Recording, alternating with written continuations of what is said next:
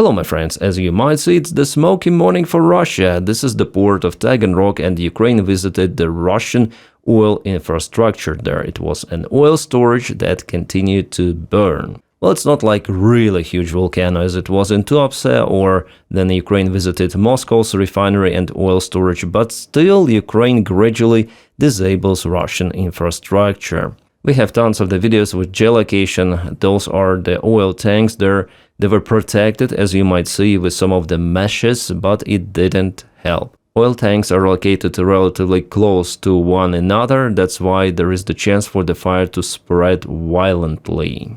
You might say that Russia desperately tries to protect oil tanks, but it is not helping. And those are the standard Ukrainian FP-1 or FP-2 drones which visited that place. Ukraine also developed the long-range modification of FP-1 drones, and they managed to reach even Omsk refinery. They have larger, more efficient wings with a few tanks inside. So this one, I see it's the short-range modification, but again, the short range is still more than 1,000 kilometers. According to the most recent information, 2 of the oil storages were kaboomed by Ukraine, and that is what I call a spirit of anchorage. In the Russian city of Azov, we have the information that there is the smoke coming from 2 of the oil storages, so one and the second one. So Ukraine for the last night mostly was concentrated on nearby locations to Ukraine, like for example Rostov Oblast, Kuban, plus more of the Russian ships were damaged. And now we have the information about the city of Azov, of what particular burning there. One is the oil reservoir, and the other strike was on a local factory that is producing optics, or it's better to say optic mechanical components, as they say, and it could be used by the Russian military. The Russians confirmed the kabooms in 3 of the cities already: Taganrog, Azov and Bataisk. All of that is very close to Rostov-on-Don, which is the main supply hub for the Russian forces, and also Taganrog by the way itself, and this is the road E58 that goes to Ukraine, and later on it goes to R280. Basically, it's the same road. I would tell the road to hell for many of the Russian truck drivers and for the Russian military, because Ukraine is very active in kabooming Russian logistics with middle strikes. It's interesting that Russia has deployed Panzer S1 system taken previously from Syria. It's the desert camouflage, and one more Panzer S1, already green color. I think it's Moscow's origin. It's not what Russia should protect actually. I mean, the territory of Kuban, the territory of Crimea. No, they deploy the air defense systems to Moscow because Putin lives there. Saratov refinery was also kaputted the last night. There were several of the kabooms. Saratov is the big one, and it's further away from Ukraine. Nevertheless, it's the regular target for Ukrainian armed forces. For now, the operation of refinery was stopped completely. Simply, there are lots of the distillation units, lots of the refineries on territory, and altogether it's the big complex that Russia uses constantly. They try to repair, but Russians cannot operate it as usual, so the effectiveness dropped down and they have the oil and fuel crisis in Russia. More than 50 million Russians are now staying in the queues to get their fuel. 50 million Russians have issues with gasoline, and not all of the Russians have cars. Yeah, many, but not all. My friends, just a usual reminder, which is very important for this channel. Please press like to this video just right now, and also subscribe for the channel. It matters a lot. And obviously, if you can, you may support my job on Patreon, the link for it below, or on membership of YouTube channel. Guys, you're awesome, you're making this content possible. Thank you so much, and let's continue with the video. And I guess this video was filmed yesterday evening. It shows one of the Russian tankers that was damaged because of the Ukrainian drone strike. When we watch the videos from the drone camera perspective, sometimes it's hard to judge the circumstances of those strikes, but this image definitely shows that the vessels are being completely not kaputted, but severely damaged, and they will not function once again. Well, for the tankers, Ukraine has lots of the drones, but mostly, again, FP-1 and FP-2 drones are in use. Russia tries to deploy their aviation. For example, this Sukhoi Su-30SM was spotted yesterday, but it doesn't help that much. And Russian military bloggers are saying it themselves, that they don't have the tool to counteract to the issue, and simply Russian fighter jets cannot lock on the swarm of the drones, especially then those drones are very small. It's not the target that is easy to identify. And we also have the report from Ukrainian drone army from Magyar that Russia lost 12 more ships for the last night. Are those shocking news? In general, yes, but they turn into some sort of the routine because Ukraine every night kabooms multiple of the Russian vessels. Well, they put here as a navy, but actually those mostly are the tankers, kind of the small ones. Magyar calls them the shadow fleet. Well, it's not exactly like that. They're not being used really that massively for the oil export.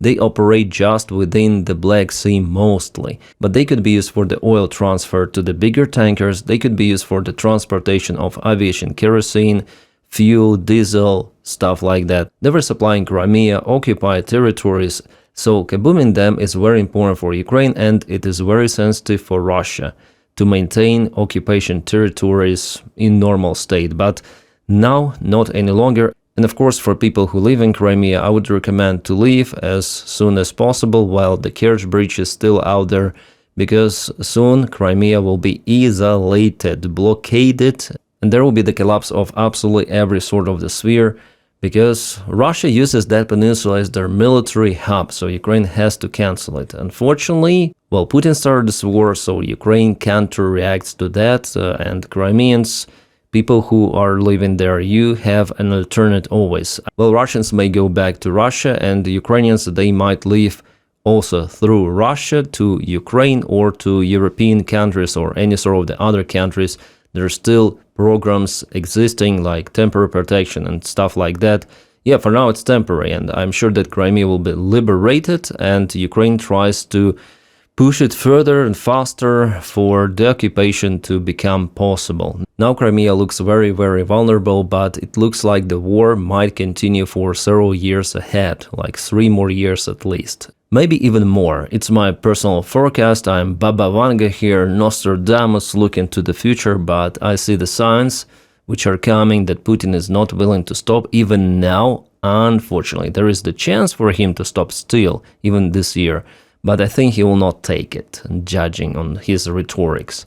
A Ukrainian General Commander Syrskyi mentioned that Ukraine is on the way to change the situation on the front lines and in general, but still we haven't achieved that. He stated that it's early to say about this big change, but it is in a way happening. Ukraine is working to do it. Yeah, that's the current situation in Saratov Refinery. It is not looking good, absolutely, and it completely stopped the operation. Ukraine says its drones hit 3 refineries, tankers in night of major strikes. Yeah, yesterday night and today, lots of the refineries, oil storages were hit, Russian ships, everything. Ukraine upscales long-range strikes and middle strikes.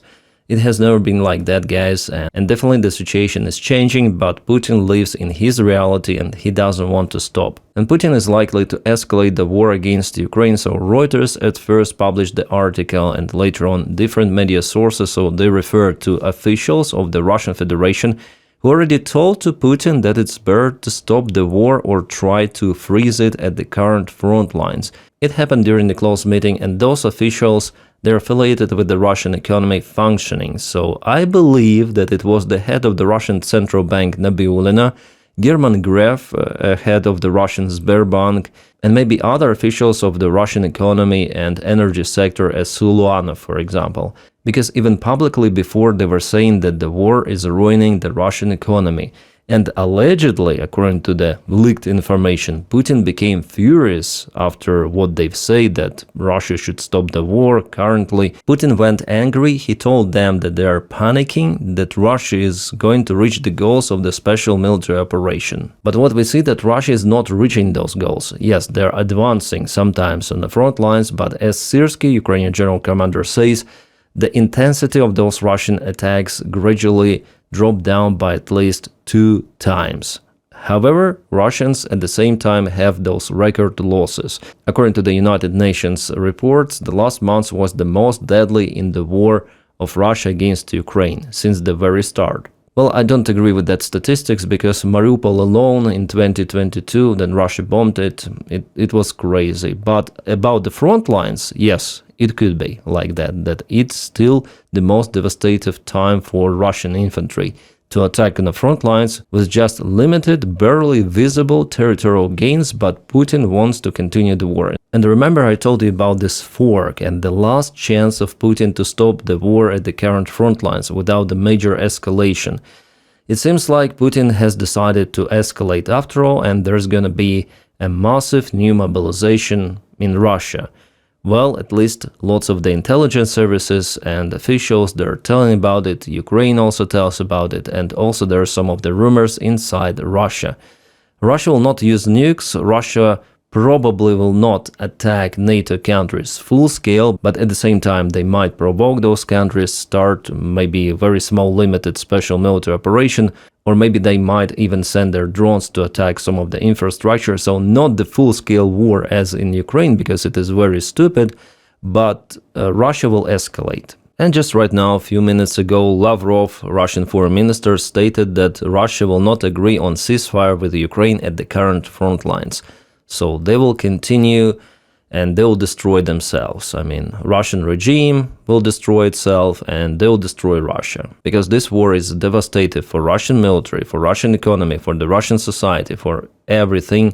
And it was a big mistake for Putin to start this war. I think everyone knows that already. And the second big mistake is not willing to stop, but to escalate. That will lead to the Russian disintegration. I'm sure about it, but unfortunately it takes years and many more life losses. Unfortunately. Because of freaking single guy, Putin. It's his main idea.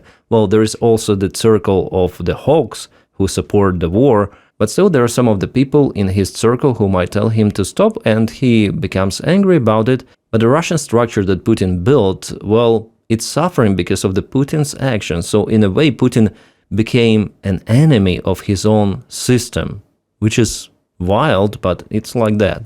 Lavrov also mentioned that Russia doesn't believe in negotiation solutions of West. That's what they say. Okay.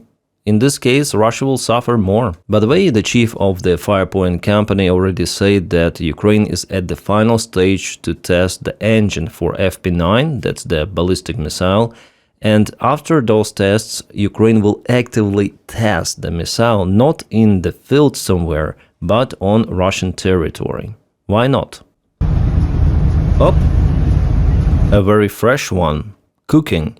This is the Russian Ural truck, a military one, that was capoted on the way to reach Crimea or maybe other occupied territories. The Ukrainian middle strikes, they're still working. They're underreported a little bit for the last couple of weeks, but still more than 30 vehicles Russia loses per day. I mean, those trucks. Per day, minus 30 with something, and that is enough to disturb Russian supplies a lot. Minus 2 in this case, right? Maybe this Russian truck was an air defense vehicle with AA cannon behind. Could it be like that?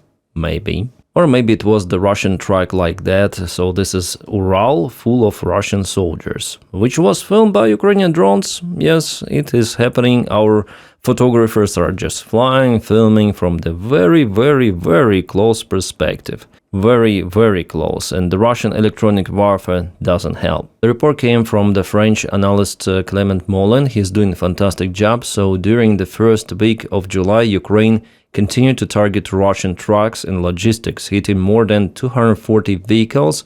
It's 34 per day. That's a lot. Despite fewer coverage, these strikes continue to be a very big problem for Russian forces across occupied territories. And here is the map showing the locations of those strikes. Most of the kabooms are happening on the road R280 to Crimea from Taganrog, and also between Mariupol and Donetsk, plus in Donetsk Oblast itself. Well, the statistics is just for the first week of July, and still it's almost half of the previous month's statistics. So July could be the record one for the Russian logistics losses. Middle strikes, they rule, they work, and it's the main factor why Russia is not that effective on the front lines as the last year, for example. Guys, I recommend to check out Clement Mollin page. I'm gonna put the link below for his Twitter. And he's one of the best Aussians out there who follows the war. So he's doing fantastic job, and he himself is from Lyon, France. But at his young age, he is doing fantastic job. He is very, very competent with his analysis. That's basically the only reason why I still have my Twitter account, because I follow those analysts and I also publish my content there. Yeah, my videos, that's it. Well guys, that's it for this video, and please support my job on Patreon if you can, because you're making this content possible. The link for my Patreon is in the video description right below, or you may join the membership of YouTube channel by pressing button join. Thank you guys so much for making this content possible. You're just awesome, you're outstanding. Yeah, obviously if you can, yeah, if you have this opportunity. And also don't forget to press like to this video and subscribe for the channel. I wish you all a peaceful sky wherever you are. Have a great time.